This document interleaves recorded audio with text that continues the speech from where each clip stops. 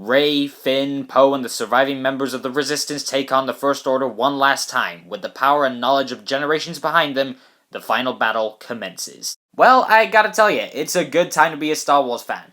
We've gotten one of the best Star Wars video games in years, Star Wars Jedi Fallen Order, the first live-action Star Wars TV show, The Mandalorian, which is doing amazingly, and a lot of people really like that show, and now obviously we have the conclusion to a 42-year-old saga that I and many others have been growing up with for years. The Rise of Skywalker was one of my most anticipated movies of all time. I was so hyped going into this movie.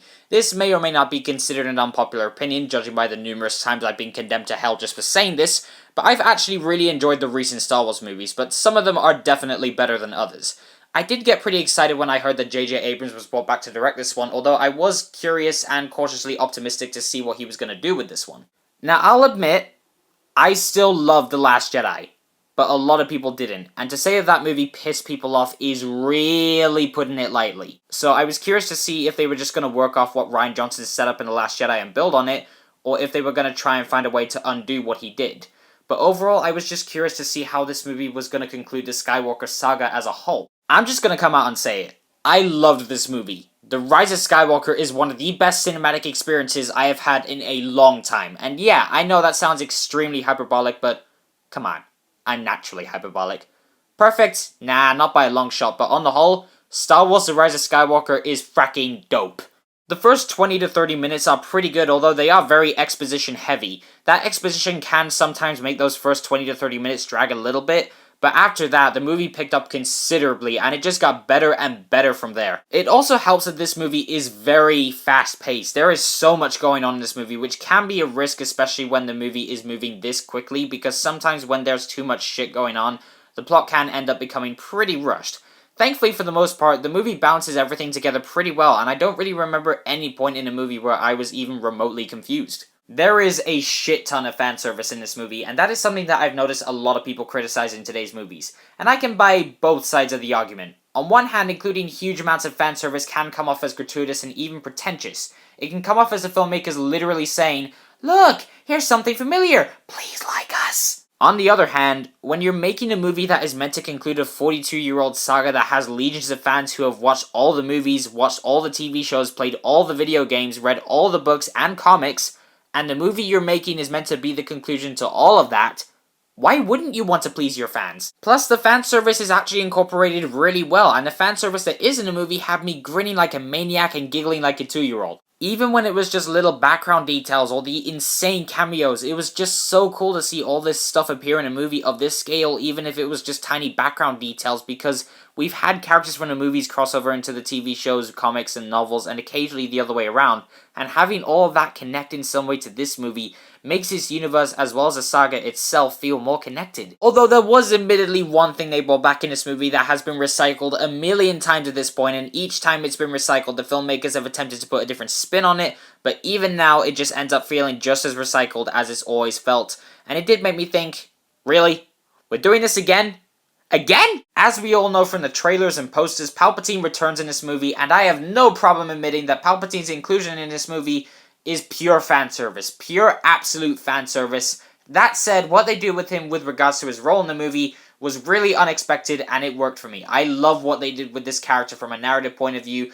Ian McDiarmid is still, after all these years, nailing this role. His performance as the Emperor is awesome. I adored pretty much every second of screen time this character got. I also loved what they did with him visually. It was fascinating and terrifying in the best way. They really went full on gothic horror, and visually, it was enthralling. I wanted to look away, but I didn't wanna. The characters are what really drive this movie forward. Poe, Finn, and Rey basically become the trio of heroes that Luke, Han, and Leia were in the original trilogy.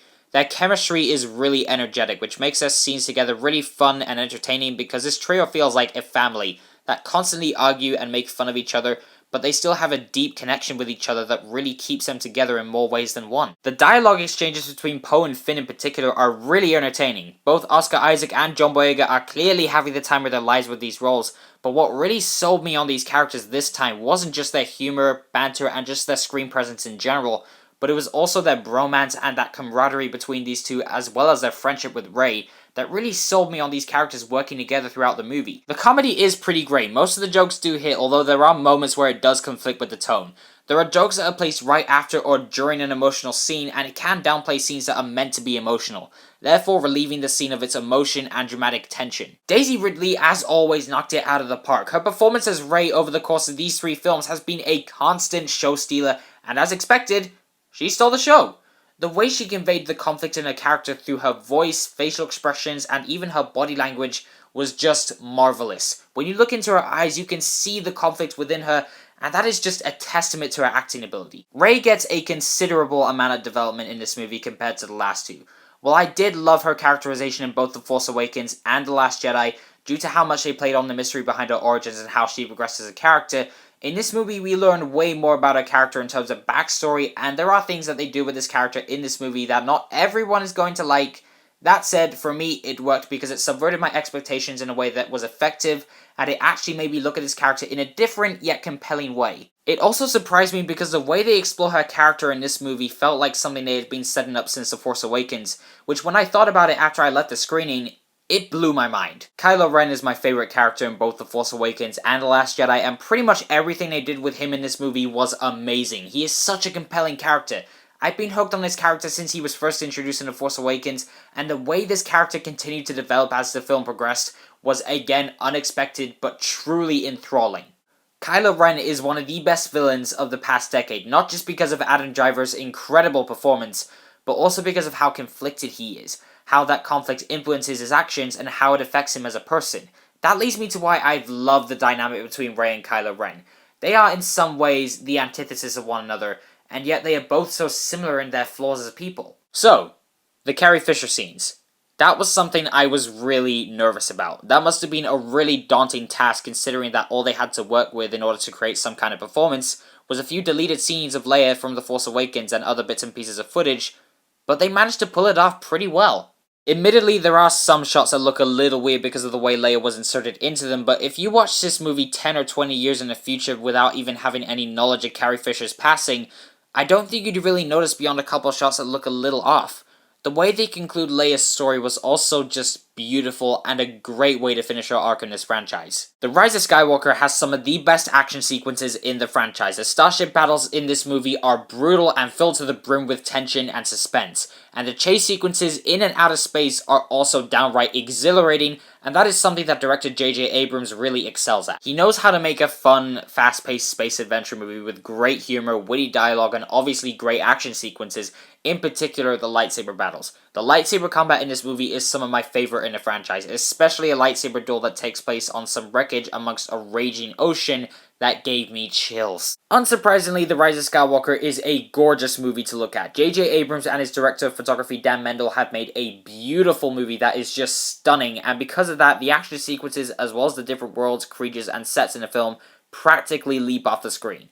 Some of the action is fast-cut edited, which was a bit jarring at first, but overall it did make quite a bit of the action feel a lot more intense and thrilling. The Rise of Skywalker didn't feel like it was abandoning or changing what Rian Johnson did in The Last Jedi or even some aspects of The Force Awakens. It felt more like an expansion of the best parts of both, and I honestly prefer that to just retconning or straight up abandoning plot points from the previous movies. The way that those plot points were expanded upon was compelling and surprisingly emotional. I'll admit, there were times during this movie where I did tear up and cry like a 2-year-old, moments where I laughed my ass off, scenes that I was just absolutely enthralled by, and overall I was blown away. As for issues, there were just a couple of elements that I wish had gotten more development. For example, the character Zori Bliss, played by Kerry Russell. She has a history with one of the characters in this film.